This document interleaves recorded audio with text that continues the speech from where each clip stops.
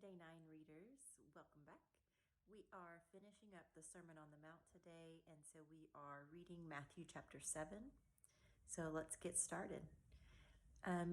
So Jesus finishes the Sermon on the Mount with these last few passages, and he starts out telling us that if we judge others, then we should expect to be judged in the same way.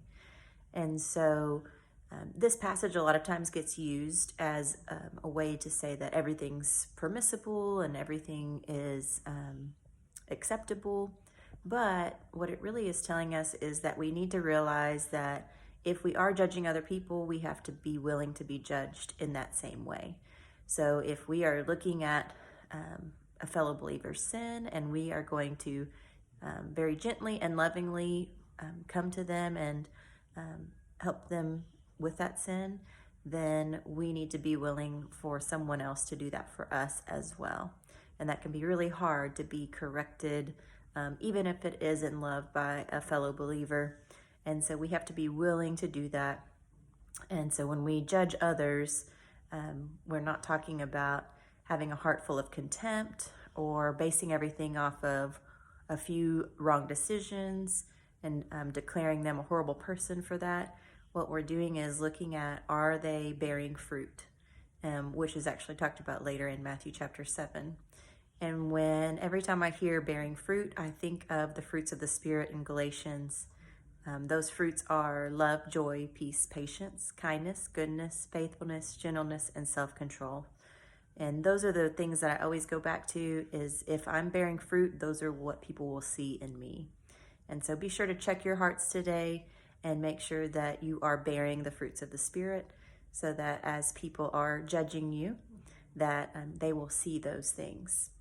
And then it actually goes into circling back to prayer again. And of course, he addressed prayer with the Lord's Prayer. So we know prayer has to be important because he's addressing it again in the same sermon. And he's saying that if you are persistent and passionate in your prayer, that he will give us good gifts. And they don't always look exactly how we think they should look. And sometimes we ask for frivolous things, or we come to him maybe in a more of like a spiritual discipline kind of thing, where we're just praying because we're supposed to. And so again, checking our heart and knowing, is this something I'm passionate about? Should I be persistent in this prayer? And asking God and seeking him and knocking on that door so that he will give us those good gifts. And then Jesus talks about the golden rule, where we have do unto others as we would want them to do to us. And so he's really, again, pushing that positive outlook as we approach others. One thing that we notice in this passage is that he is addressing a lot of the external, as opposed to at the beginning, he was talking more about the internal prayer, fasting, and those spiritual disciplines. But here we're looking at the external. How do we look at other people? How are they looking at us? What should they see in us? And then one of the verses in this passage says that the gate is wide, but the path is narrow, and that it's not going to be easy. It's difficult. And so the Christian walk is not meant to be an easy one. We're going to face trials. We're going to be persecuted for what we believe. We're going to struggle with reading our Bible and praying and those things that we are asked to do on a daily basis or throughout the day.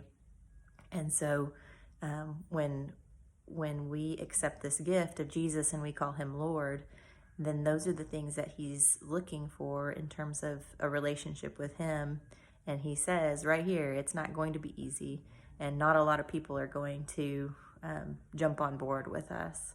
And so sometimes you're going to have people who, when we are in heaven, they say, Lord, Lord, and he says, depart from me, I never knew you, which is very scary and something that should put some pressure on us to make sure we're talking to our friends about Jesus and our family, so that they understand what it is that we see in the scripture and what we see in Jesus and his sacrifice for us, so that they can have that same relationship that we have as well.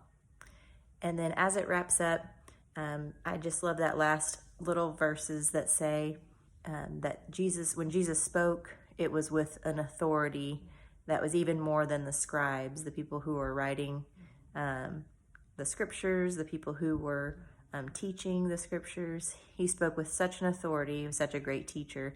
People knew he was different. And so that is the end of the Sermon on the Mount. And I look forward to seeing you tomorrow for day 10. Bye, everybody.